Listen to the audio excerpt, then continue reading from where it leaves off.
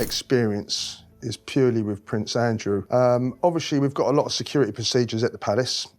Gates have to be locked, gates have to be secured. If we've stopped one of his guests because we have information of who they are. The silence surrounding Royal Lodge has finally cracked, and what is slipping through that crack is far darker than anyone expected. For years, the towering trees and iron gates of the Windsor estate created the illusion of perfect order, a royal residence wrapped in security, discipline, and unquestioned authority. The public saw tradition, the monarchy saw privacy. But according to a former armed royal protection officer who has now shattered his lifelong non-disclosure agreement, what unfolded behind those guarded gates was not merely privilege, it was a culture where fear quietly replaced protocol. And the moment that culture began to reveal itself started with something that seemed almost ordinary: a gate, a visitor, and a phone call that changed everything. Royal Lodge was never meant to be just another residence. It sat deep within the protected grounds of Windsor, hidden beneath layers of security and protocol designed to prevent exactly the kind of confusion that happened one quiet afternoon. Armed protection officers guarded the entrance around the clock. Every visitor was recorded, every vehicle inspected. Nothing moved inside those gates without verification. At least, that was how it was supposed to work. On that particular day, a young woman approached the security entrance. She appeared calm, almost surprisingly relaxed for someone arriving unannounced at one of the most heavily protected royal homes in Britain. She told the officers she was there to see Prince Andrew. That alone raised eyebrows. The officers knew the prince was inside. He had arrived only about 30 minutes earlier, but procedure was procedure. Without prior clearance or internal confirmation, no one, absolutely no one, was allowed through. So the officers did exactly what they were trained to do. They tried to confirm the visit. They called inside. Footmen didn't answer. Upstairs remained silent. No confirmation came. So they politely told the woman she would need verification before entering. A completely routine response. But then she said something that instantly changed the atmosphere. "Shall I ring him on my mobile?" The officers exchanged uneasy glances. That suggestion alone felt unusual. Still, they allowed it. She dialed the number. The phone rang only once before someone answered. Even standing several feet away, the officers immediately recognized the voice on the other end. Prince Andrew. The woman was instructed to hand the phone to the officer on duty. And what happened next, according to the former guard who later revealed this story, was not a calm clarification. It was fury. The prince reportedly exploded down the phone line, shouting, swearing, and unleashing a stream of insults directed straight at the officer who had simply been doing his job. There was no discussion, no explanation, no patience, just one furious command: let her in. Immediately, the young woman reportedly stood frozen nearby, her face turning bright red as the prince's voice echoed loudly enough for others to hear. The officer handed the phone back. Protocol had just collided with royal authority, and protocol lost. The gates opened. But the real story wasn't the outburst. It was what happened afterward. Because according to the officer who later broke his silence, that moment quietly rewired the behavior of security staff at Royal Lodge. From that day forward, something shifted. The message became unspoken but painfully clear. Questioning certain visitors, especially young women arriving without notice, was simply not worth the consequences. Security officers were no longer adjusting to protect the residents. They were adjusting to avoid anger. Fear rarely announces itself loudly. Sometimes it shows up in smaller ways. A gate that opens faster than it should. A question that is no longer asked. A protocol that quietly disappears. And according to the former guard, Royal Lodge slowly became a place where enforcement gave way to avoidance. But if that moment at the gates hinted that something deeper was happening behind the scenes, what waited inside the house itself was even stranger. Because the next memory the former officer revealed wasn't about visitors. It was about a bedroom. And what he saw there left a lasting impression that he says he never forgot. During his years serving within the Royalty Protection Command between 1998 and 2004, the officer occasionally entered the private apartments of royal residents while performing security duties. One visit to Prince Andrew's room stood out, not because of scandal, but because of something almost surreal. Spread across the bed were dozens of stuffed teddy bears, not scattered randomly, not tossed around like toys. They were arranged with surgical precision. According to the officer, there were somewhere between 50 and 70 of them, each positioned in exact locations on the bed. At first glance, it looked almost ceremonial, but the explanation made it even more unsettling. Inside a bedside drawer was a laminated card, printed, protected, and highly specific. The card displayed a diagram showing the exact placement of every single teddy bear. Each toy had its own designated position. Each one had to be returned to precisely that spot after the room was cleaned. No deviations, no mistakes. Because according to what staff were told, if even one teddy bear was placed incorrectly, the reaction could be explosive: shouting, screaming, verbal outbursts. Housekeepers quickly learned the rules, not through gentle reminders, but through fear. The laminated diagram wasn't decorative, it was protective. A guide designed to prevent staff from accidentally triggering another eruption. And suddenly, the earlier scene at the gates made far more sense. The shouting down the phone, the explosive temper, the insistence that rules bend instantly. The environment described by the former guard was one where order existed, but only around the temperament of one man. Everything adapted around him: objects, staff, procedures, even silence. Years later, when Prince Andrew appeared in his now infamous BBC Newsnight interview denying serious allegations, many viewers saw a calm, confident royal speaking carefully on national television. But for some former insiders, the demeanor felt familiar, not calm, controlled, the same rigid certainty, the same unwavering belief that the rules did not quite apply in the same way. And perhaps the most bizarre moment of that interview would soon spark disbelief among people who had worked around him. Because during that televised appearance, Andrew made a claim that stunned viewers. He said he couldn't sweat. Yes, seriously. He insisted that after an adrenaline overdose during the Falklands War, he had developed a medical condition that made it nearly impossible for him to perspire. The explanation was meant to dismantle an allegation. But when the former guard heard it, he reportedly stared at the television in disbelief. Because according to him, he had personally seen the prince sweating, not once, but multiple times. One moment in particular stood out: a hot summer day while Andrew was practicing golf. The officer remembered wiping sweat from his own forehead, and he remembered seeing the prince do exactly the same thing. A simple observation, yet one that directly contradicted a statement broadcast to millions. And here is where the story becomes even more unsettling, because despite the contradiction, almost no one publicly challenged the claim. The interview aired, the explanation spread, the moment passed, and the silence remained. According to the former officer, that silence felt eerily familiar. Inside Royal Lodge, fear shaped behavior. Outside Royal Lodge, silence shaped perception. And somewhere between those two forces, the truth became harder and harder to hear. The silence after that explosive interview should have sparked a storm of questions. Instead, something strange happened. The public debated the bizarre claim, comedians mocked it, analysts dissected it, but inside the system that had surrounded Royal Lodge for decades, the response was almost eerily quiet. And that silence became one of the most unsettling details in the entire story. Because when contradictions surface in powerful places, they usually trigger two things: investigation or deflection. And in this case, attention did not immediately turn toward the claims being made about behavior inside Royal Lodge. Instead, it turned sharply toward the man who had dared to repeat them. The former protection officer who had described the outbursts, the strange rituals inside the bedroom, and the atmosphere of intimidation had a complicated past of his own. His name was Paul Page, and his history suddenly became the focus of headlines. Years after leaving Royal Protection Service, Page had been convicted of property fraud. During his time working as an officer, he had secretly engaged in share trading, initially making enormous profits before suffering devastating financial losses. Desperate to recover those losses, he crossed a line. Fraud followed. The case went to court. He was convicted and sentenced to prison. That conviction became the story. Suddenly, the man who had once guarded members of the royal family was being introduced to the public not as a former insider with first-hand observations, but as a disgraced ex-officer with a criminal record. Newspapers emphasized the conviction again and again. Commentators questioned his credibility. The framing was simple and devastating. Why trust a man who had already broken the law? For many observers, that question was enough to dismiss everything else he said. But something else quietly lingered beneath the headlines. While Page's personal history was dissected in public, the details he had described about life inside Royal Lodge were never formally dismantled. No official palace statement denied the existence of dozens of carefully arranged teddy bears in Andrew's bedroom. No clarification addressed the laminated diagram that staff allegedly used to place them back in precise order. No direct rebuttal appeared regarding the shouting incidents or the angry outbursts described by former staff. The attention stayed fixed on the messenger rather than the message. And that shift mattered. Because when doubt about a source becomes the dominant narrative, the substance of their claims often fades quietly into the background. Instead of confronting the uncomfortable details, the conversation drifts toward credibility. It's a subtle strategy, but an effective one. And according to Page's account, the atmosphere inside Royal Lodge had always been built around that same dynamic, an environment where confrontation simply wasn't worth the consequences. He described Prince Andrew as someone who could be verbally aggressive toward staff, prone to shouting and swearing over relatively small matters. Complaints, he said, were sometimes whispered among employees, but formal complaints rarely went anywhere. Why? Because Andrew was widely understood to be protected by the institution itself. Challenging him was seen as pointless and potentially dangerous for anyone's career. That environment, Page claimed, created a culture where behavior adjusted itself around the temperament of one powerful individual. Staff avoided mistakes not simply to maintain professionalism, but to avoid triggering another outburst. But while the story of Page himself dominated headlines, another investigation into Andrew's world had already been quietly unfolding, this time from a completely different direction. A historian named Andrew Loney had spent 4 years researching the lives of Prince Andrew and Sarah Ferguson. His investigation wasn't based on memory or personal grievances. It was based on documents, interviews, and painstaking research. Lowney approached roughly 3,000 people connected to Andrew's world: diplomats, naval officers, associates, former insiders. Around 300 agreed to speak with him. The result of that work was a massive book titled The Rise and Fall of the House of York. When it was released in the United Kingdom, it became a bestseller. Critics described it as deeply researched and heavily sourced. The book examined financial dealings, relationships, business connections, and the broader environment surrounding Andrew's role within the monarchy. It didn't just describe isolated incidents. It suggested a long pattern of influence, privilege, and controversial relationships. The success of the book caught international attention. Soon, an American publishing giant secured the rights to release it in the United States in a deal reportedly worth around $250,000. Early editorial feedback suggested the manuscript was strong. Some revisions were expected, but nothing unusual. Everything seemed ready, until suddenly it wasn't. Just weeks before publication, the American deal was abruptly canceled. The promised revision period in the contract was cut short. The manuscript was declared unacceptable. The agreement collapsed almost overnight. For Lowney, the consequences were enormous. Losing the American release meant losing access to one of the largest publishing markets in the world. And according to him, the problems didn't stop there. He later said that legal letters began appearing, warning that the content of the book was being monitored. He claimed publishers were alerted to potential legal risks. Access to archival materials became more difficult. Interviews that had once seemed possible suddenly evaporated. Doors quietly began closing. At the beginning of his research, Lowney had even approached Prince Andrew and Sarah Ferguson directly for comment. Both declined to participate. Ferguson, he said, allegedly advised some associates not to cooperate with him. None of these obstacles proved wrongdoing, but together they formed a pattern that observers found hard to ignore. When scrutiny advanced too far, resistance appeared. Legal pressure, publishing reversals, restricted access. The same friction that former insiders described inside Royal Lodge seemed to be appearing beyond its walls as well. And then another voice entered the conversation, one known for confronting powerful figures head-on. Investigative biographer Tom Bower had built his reputation examining controversial public figures. When he turned his attention to Prince Andrew, his tone was blunt and uncompromising. Bower argued that Andrew's public explanations, particularly during the infamous 2019 interview, were not simply awkward mistakes. He believed they were deliberate attempts to mislead. Watching the interview, Bower said he saw something telling in Andrew's demeanor. Not panic, not confusion, control, prepared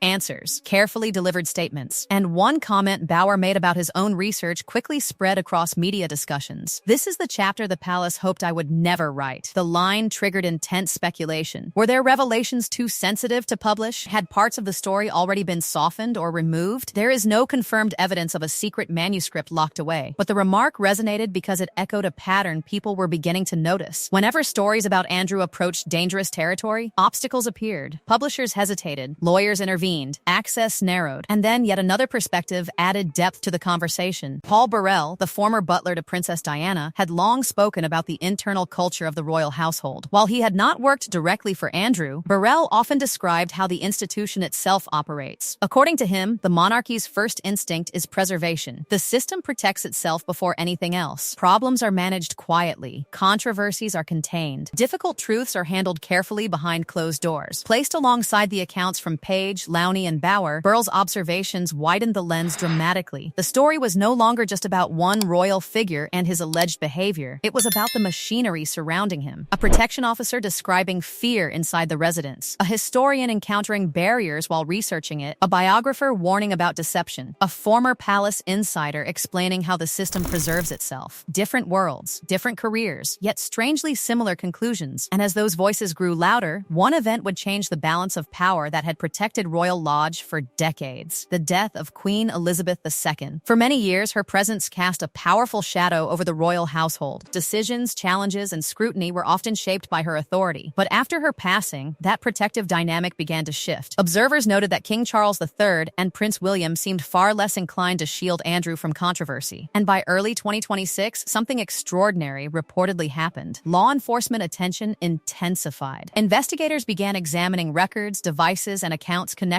to Royal Lodge and other residences. What had once been whispered as rumors suddenly moved into the realm of official scrutiny. And suddenly the testimony of a former guard who had once seemed like a forgotten voice began to sound very different. Not gossip, not speculation, but the early outline of a pattern that had quietly existed behind those gates for years.